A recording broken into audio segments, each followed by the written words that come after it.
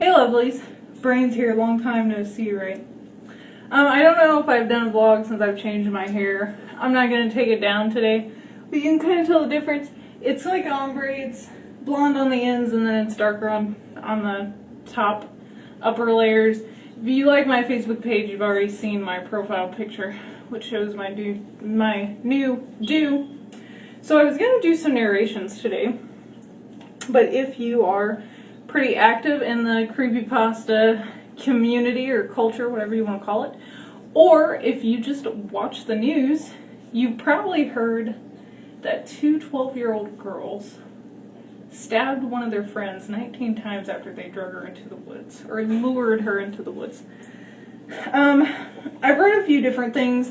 What I've gathered, or what I've seen in most of them, is that the girls were under the impression that Slender Man lived in a mansion that was near to them. I think it set off Interstate 94. I have no idea where Interstate 94 is. And after they stabbed her, they were going to go there, and Slender Man was going to be so grateful that they killed for him that he was going to make them a proxy, which proxies have like supernatural powers, like whether it's, I don't know, I can't think of any right now, because Slender Man just isn't my favorite. I'm sorry. I like scary stuff, and he just doesn't scare me, personally. But, you know, he's got a cool story. He eats children, so that's cool. But the point of this vlog, or one point that I'm going to talk about, is that I'm worried that the creepypasta community is going to get a lot of grief. And you know, I've read some pretty terrible creepypastas where I was halfway through them and I was like, holy shit, what am I reading? And would like quit reading it. But it was more because of how morbid it was, like if it involves like raping, or the one called Fuzzy is basically about a boy being molested by someone. Like, I'm not a big fan of those type of pastas just because I want to read them to get scared. And don't get me wrong, a child molester or rapist is very scary, but I don't want to read horror stories about that. That's just not my style. And it's really sad to me that the parents weren't involved enough to know that something was going on with their children. Like, for you to be able to stab someone, they either must have done something really terrible to you, or you have like a chemical imbalance, or something's mentally wrong with you, and you should seek like a psychologist or counselor or therapist or psychiatrist, whatever you want to call it. You need to talk to someone. If you hear a very annoying sound, it's my cat. I really need to get him neutered. I just don't have the cash right now, and he's okay, but he's like been cat calling for some lady cats. So if you hear any weird sounds, it's my cat.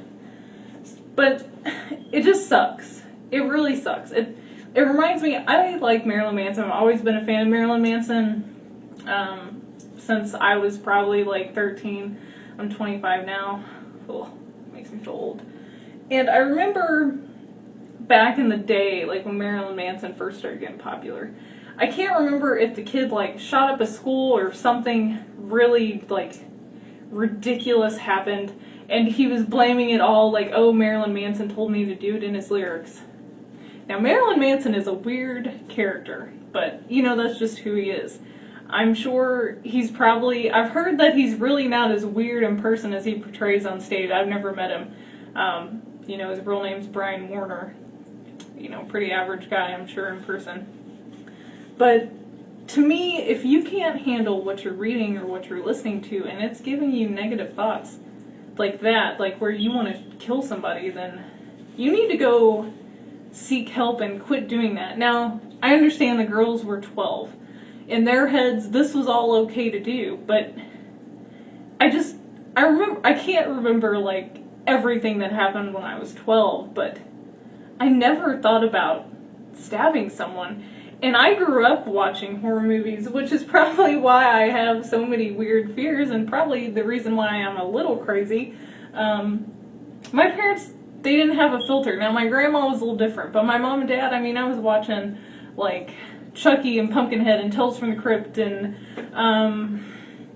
Phantasm, Pinhead, or Hellraiser rather, and all these crazy, gory horror movies, which I'm not suggesting that you let your children do that. You probably shouldn't.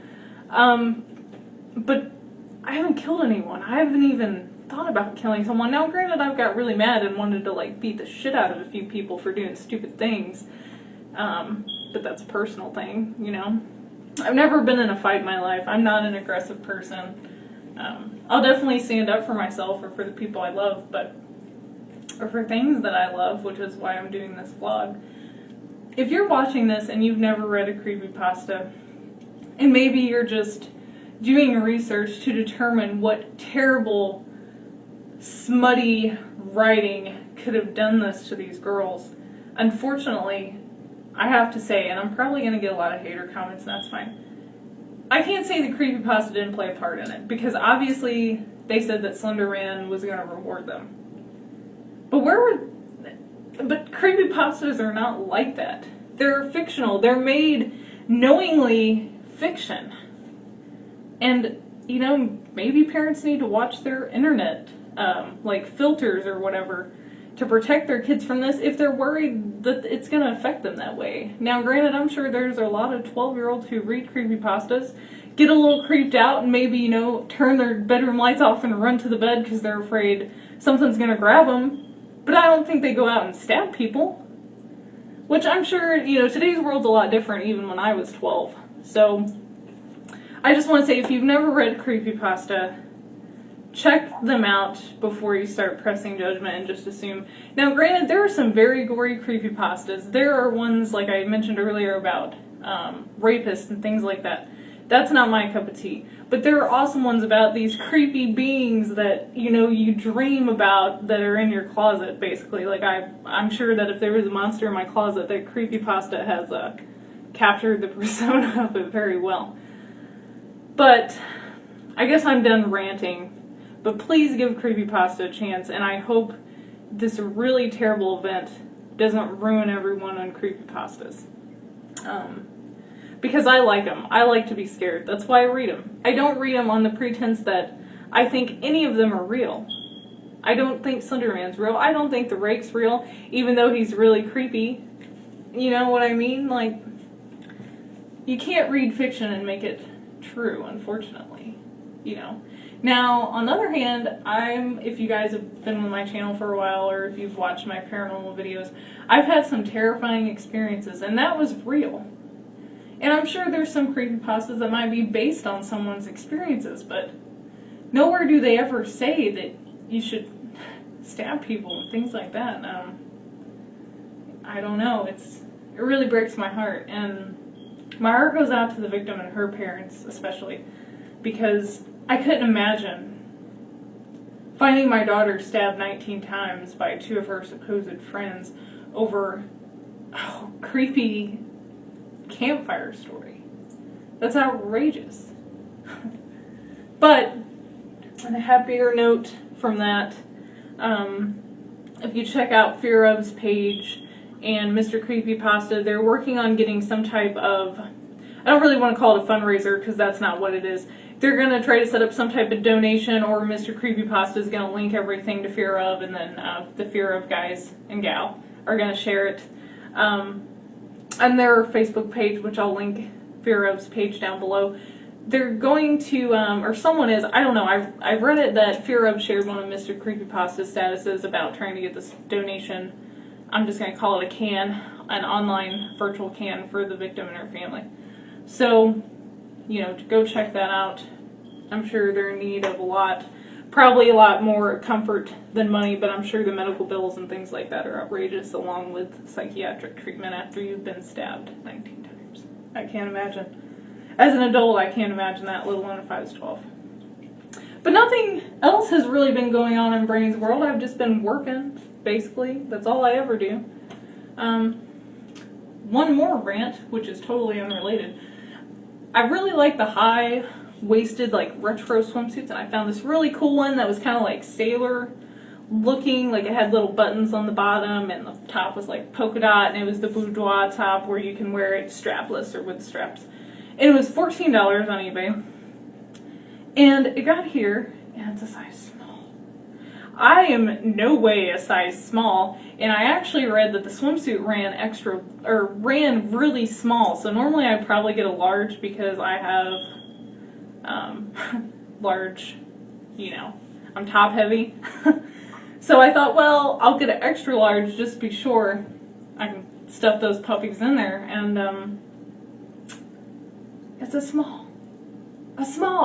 Like, it'd be different if it was like, you know, if I ordered a large and you gave me an extra large, or I ordered an extra large and you gave me a large. Like, at least it has large in it, but small and extra large? Come on. So I'm just gonna get my money back. I don't want to mess with it. I got to like take a picture of the swimsuit and send it to them. I don't know why. That's just what they're asking. But I'm not downing them. I'm sure it was a mix-up at the warehouse, and these things just happen to happen to brains. But other than that, life has been pretty good. My grandma's doing really well. Some more exciting news is that I made my first dentist appointment, which I've been talking about basically since I've made this YouTube channel, that I'm gonna get this grill fixed. And I haven't been to the dentist in like 10 years, so I'm pretty scared. So I just set up a consultation with this dentist to make sure he's not like a creeper, that he's not really aggressive, which I've heard he's supposedly the number 4 dentist in St. Louis. And he's a sleep dentist or sedation dentist where they put you out, which is what I need. And they're just going to go and do x-rays. I'm not even going to let them clean my teeth because that's how bad my fear is, which I've come to terms with it a little bit. I'm not quite as worried. But I'm going to go have a consultation. Mainly because before I start having them dig into my mouth, I need to know how much money it's going to cost. Because I do have insurance, but you know, it only covers certain things, or it covers like, you know, 80% and you have to pay 20 or 90 and you got to pay 10 and things like that. So I just need to know how much money this is going to cost me for everything, because I have a few cavities that need to be filled. My teeth need to be cleaned, which is free with pretty much any dental insurance. And that was one of my neighbors. And then I also have potentially get my wisdom teeth cut out. I don't know yet. And then the last step would be to get Invisalign to straighten these teeth out. So I have a lot of dentist appointments. It's probably going to use up like 90% of my vacation time at work, which really sucks, but that's really the only exciting news in the magical world of brains. I've had this really bad creative block lately. Like, I haven't been drawing anything, I haven't been writing anything. I haven't really had the urge to draw nor write anything. Which happens. It's just part of being, I don't want to sound snobby, but it's just part of being an artist. But anyway, guys, this video is pushing 13 minutes. It's probably going to be pushing 14 minutes by the time I'm done. But definitely give creepypasta a second chance. And again, my heart goes out to the victim. I hope she feels better. And, you know, I hope she can get over this as she heals and recuperates. But go like my Facebook page. I'll have all that fun stuff linked down below. Go check out Fear Of's page, not only to keep up with this donation can that I'm going to call it, but also Fear Of is the author of, or they are, there's a few people part of Fear Of. Me included, I officially got inducted into the Fear Of family. That's exciting. But they are the authors of the Case Files with Stitch. So if you like that story along with other creepy stories that they write, then go check those out. In the meantime, just a note, since this happened, they are going to kind of wait to write any new stories or to post the stories if they have any already written, just to kind of give this thing time to blow over, because if you know anything about Fear Of, they do like gore.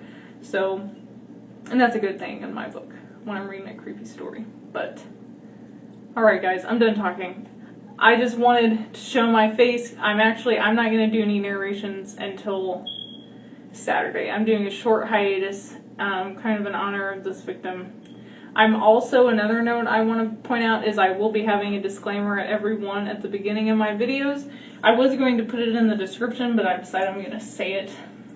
And ultimately it's just going to be, you know, creepypastas are completely fictional and all the characters were completely created by their creators. Or something along those lines to just say, you know, this is not a true story.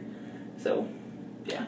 But I love you guys. I got a lot of new subscribers, a lot of new Facebook likes, that fun stuff. You guys rock. And as always, guys, stay safe. but also stay super spooky. Bye.